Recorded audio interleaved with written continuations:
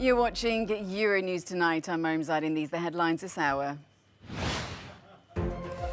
Over 300 people evacuated from the besieged city of Mariupol as Moscow announces plans to open humanitarian corridors for 3 days. But Ukraine says shelling continues at the Azov plant.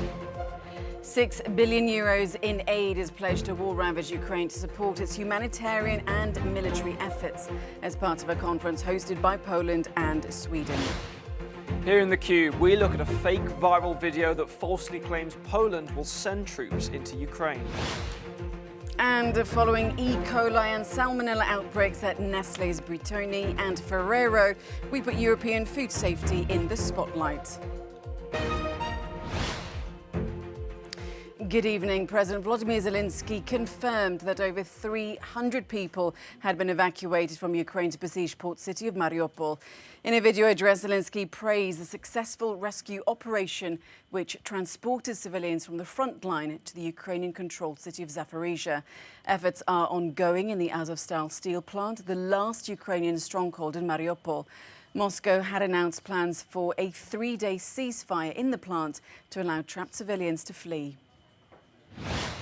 However, Ukrainian forces have accused Russia of violating the truce amid reports of sustained shelling in the Azov plant. One commander of Ukraine's Azov regiment said Russian troops were continuing their assault on the area in a deliberate attempt to disrupt evacuations.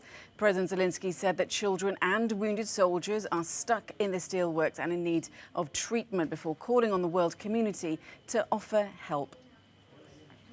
Well, as more evacuees arrive to the relative safety of Zaporizhia, some have been able to describe what life was like under constant fear of Russian attack. Take a look.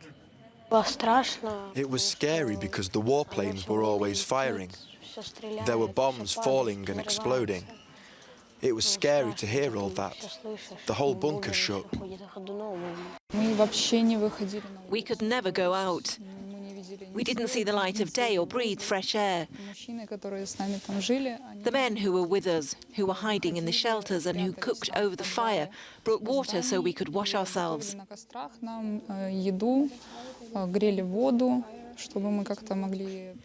I don't know who to ask to get them out of there.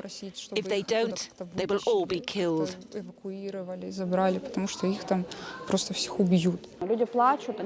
People don't stop crying. They're in absolute desperation to get out there. People started thinking about suicide because there's no way out of it. And joining me on set is our correspondent, Sasha Vakulina. Sasha, always good to have you on the programme. So let's start with these confusing and conflicting reports about the fight for this Azov steelworks. The defenders are still there and they are holding for now.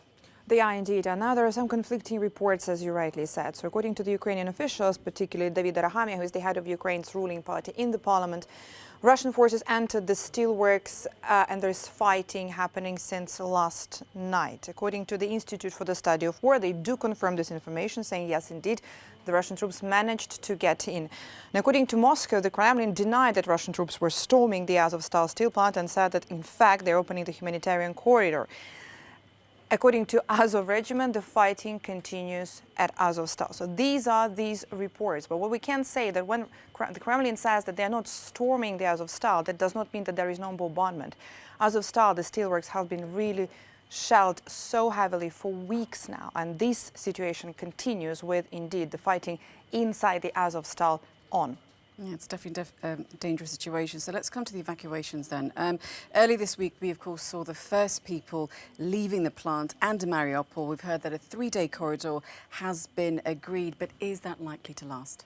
From what we know now, around 200 civilians, some of them are wounded, are still at Azov steelworks. And as of this afternoon, we've heard from the United Nations Special Envoy for Ukraine, who said that another evacuation convoy is hoping to get to the Azov plant in Mariupol by Friday morning. Now, I have to say that, of course, the humanitarian corridor from Mariupol to Zaporizhia, the distance between these two cities, around 220 kilometers. This is the trip that would normally take about 3 to 4 hours normal speed. But of course, it's really hard to plan now because of the conditions and the situations there on the ground. This trip takes so much more time and hours. And we've heard from those who managed to evacuate from Mariupol these past hours how stressful and how horrible that trip was indeed. Those who have left describe those conditions of the evacuation itself and of their stay at Azovstal. Now, Russia does say that they are up to humanitarian corridor, they're trying to open them and they're respecting them, but at the same time, same way, they're saying they're not storming the Azovstal. So again, these are the really conflicting reports. The big hope here is, of course, with the fact that, as it happened with the previous corridor and the previous convoy, the help of the United Nations Special Convoy with the Red Cross as well might help to evacuate those civilians from Azovstal. Indeed. And let's go over to neighbouring Belarus, the long-standing, of course, Russian ally.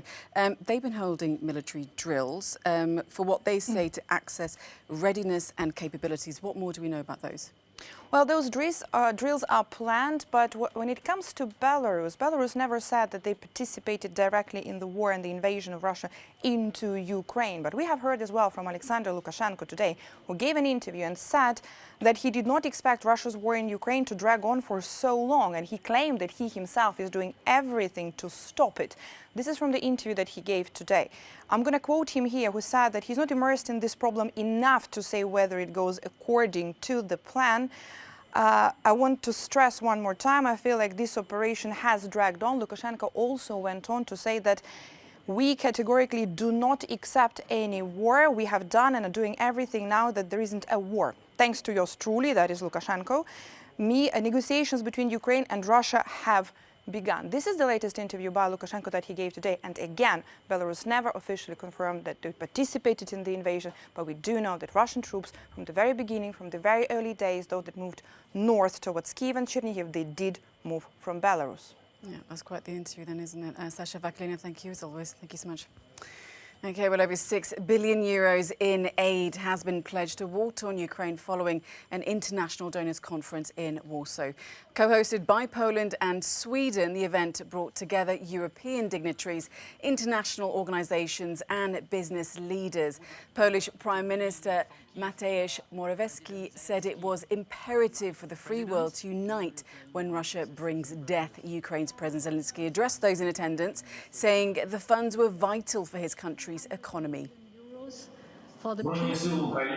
Ukraine's armed forces and heroic defenders are fighting. The victory depends not only on what is going on the battlefield, but also on what is going on in the economy, on the humanitarian support. Well, for more on the pledges made at the Ukraine Donor Conference, our correspondent Effie Kutsakosto joins us now from Warsaw. So, Effie, we've seen that €6 billion has been pledged to Ukraine at this donor conference. Will it be enough, though, to rebuild a country that's really been decimated by this war? The answer, of course, is simply not. It's not enough, of course, to reconstruct the whole country after the war. But, of course, it's a huge amount in order to support Ukraine in several fronts.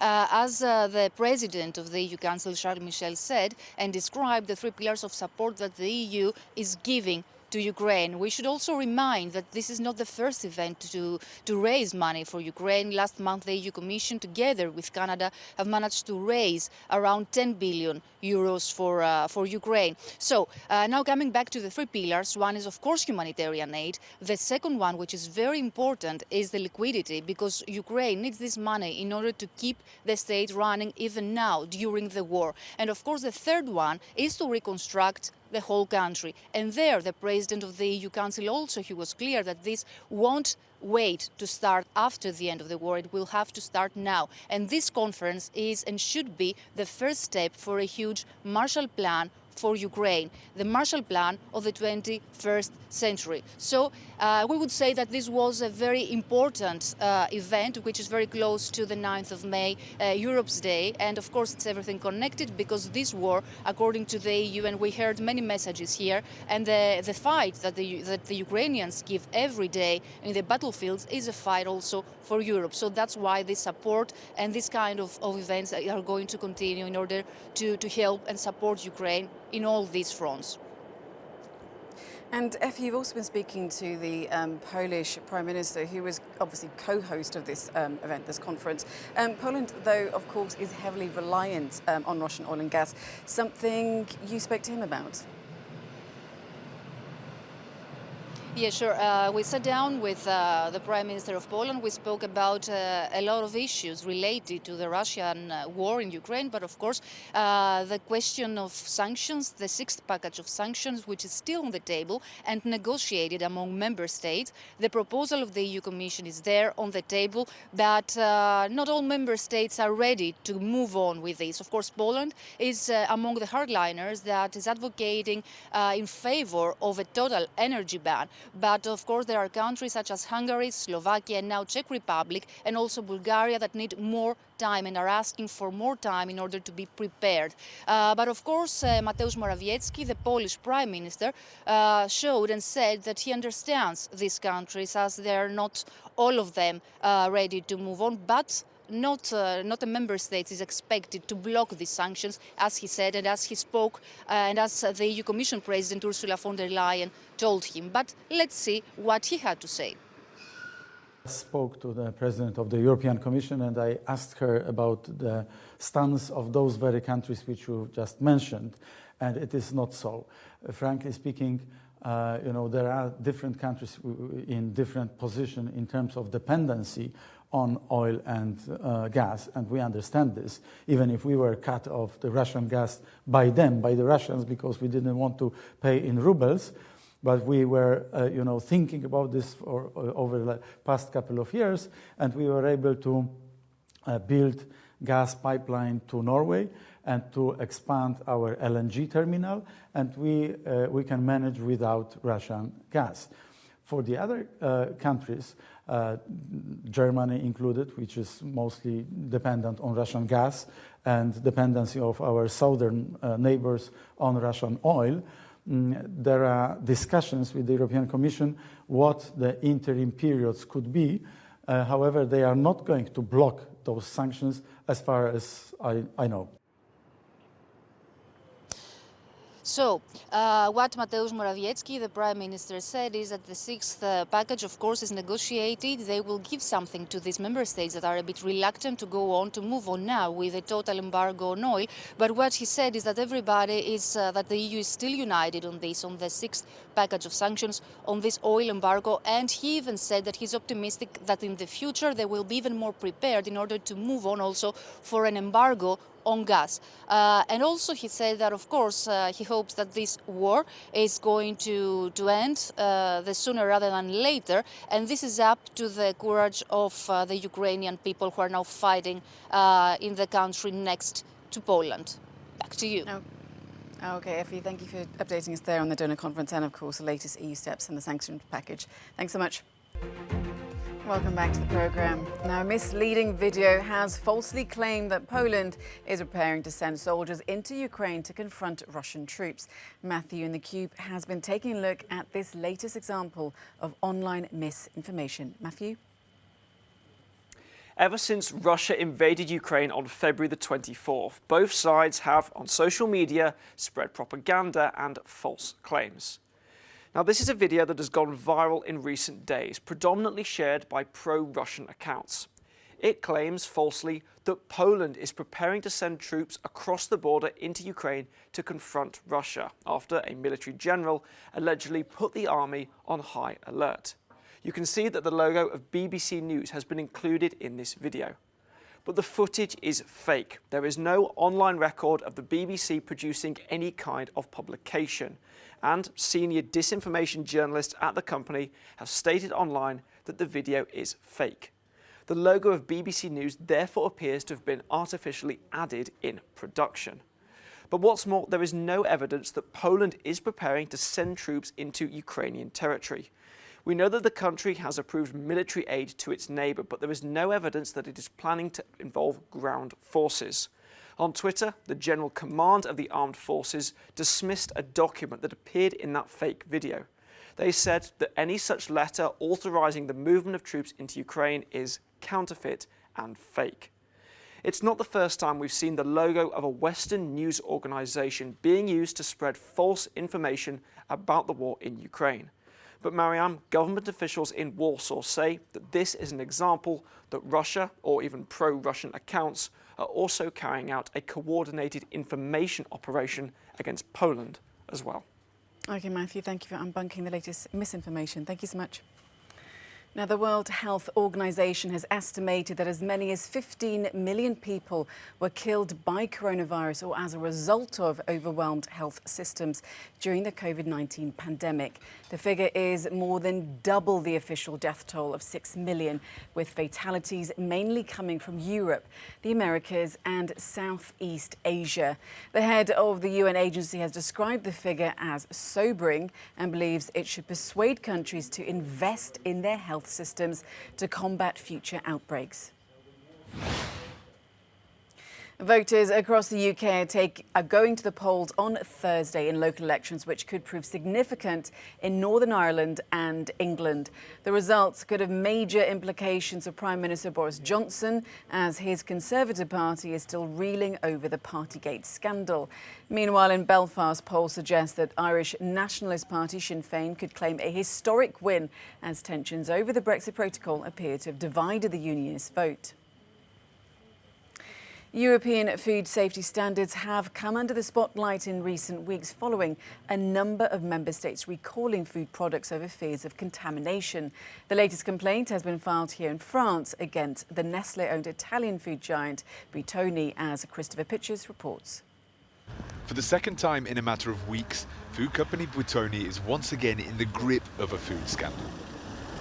A new complaint has been filed in France for E. coli poisoning in a range of pizzas.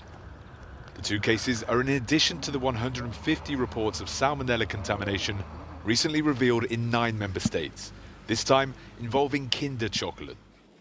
Both instances reveal serious flaws in the European food safety system, which is considered one of the safest in the world. For consumer associations, it's not so much the European system that's at fault, but the EU countries' lack of means and the manufacturers' lack of will. We published a report 3 years ago which highlighted a worrying reduction in the resources allocated to these official controls, both in terms of budget and staffing levels in the health services. And so this can eventually lead to this type of scandal, because if manufacturers are simply left to their own devices, if we rely entirely on these self-controls that they carry out, then we risk missing certain manufacturing breaches. In less than 2 years, the number of inspection staff has fallen by 7% in Spain, 10% in Belgium and 30% in France. The European Parliament has been calling for stronger legislation for many years now. For some, though, it's inconsistent to leave it to companies to control their own products. This ambiguity just weakens the European system.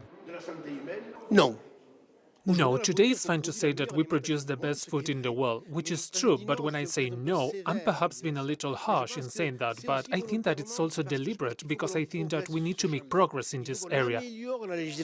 We need to improve the legislation, and there's still room for progress. So we cannot be confident. We're 80% there, but we still need to make up that 20%.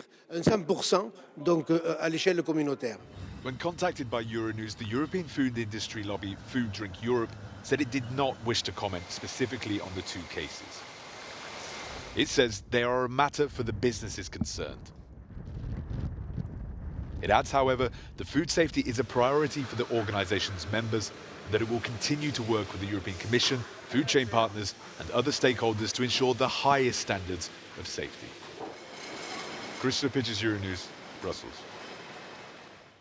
The UK Home Office has confirmed that former tennis star Boris Becker could be considered for deportation. Last week, the 3-time Wimbledon champion was jailed for 2.5 years for hiding millions of euros worth of assets following his 2017 bankruptcy. Under UK law, any foreign national who has been convicted of a crime and given a jail sentence can be considered for deportation. Experts say that Becker may have to represent himself if he wishes to remain in the country. Welcome back to Euronews Tonight. Now, the city of Cordova in southern Spain has thrown its patios open to the public as part of an annual festival. The event that's been going on since 1921 allows the public to catch a glimpse of the beautiful flower-filled open spaces, as Mark Armstrong explains. In the southern Spanish community of Andalusia, the annual festival of patios is underway in Córdoba. Due to the hot, dry climate in the region, the city's inhabitants, Romans and later Arabs, adapted house design to their needs, typically building their homes around an inner patio. They often included a fountain in the middle and a well to collect rainwater. As well as improving airflow and providing shade, the courtyards fostered an atmosphere of tranquility and peace. Every year, under a UNESCO-listed tradition, a selection of the iconic courtyards is open to the public, giving them an opportunity to enjoy these beautiful spaces. When you enter a courtyard, all your senses are awakened. First of all, the sight. From the moment you enter through the door, at the end of the hallway, you see an intense light. And when you acclimatise, you see an infinity of colours and shades of green. There's always the scent of plants and flowers, and we also have the sound, the singing of the birds, a canary in the cage, and the trickle of the fountain that can't be left out of the patios of Córdoba.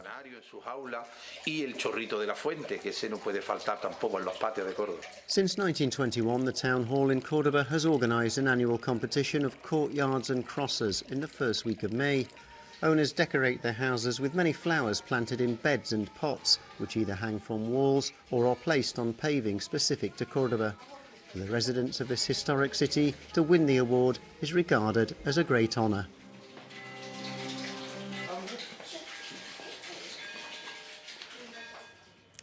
And that's it from myself and the team, but we leave you with a no comment from Washington, D.C., where President Joe Biden received Olympians and Paralympians at a special ceremony at the White House. Thanks for watching Euronews Tonight.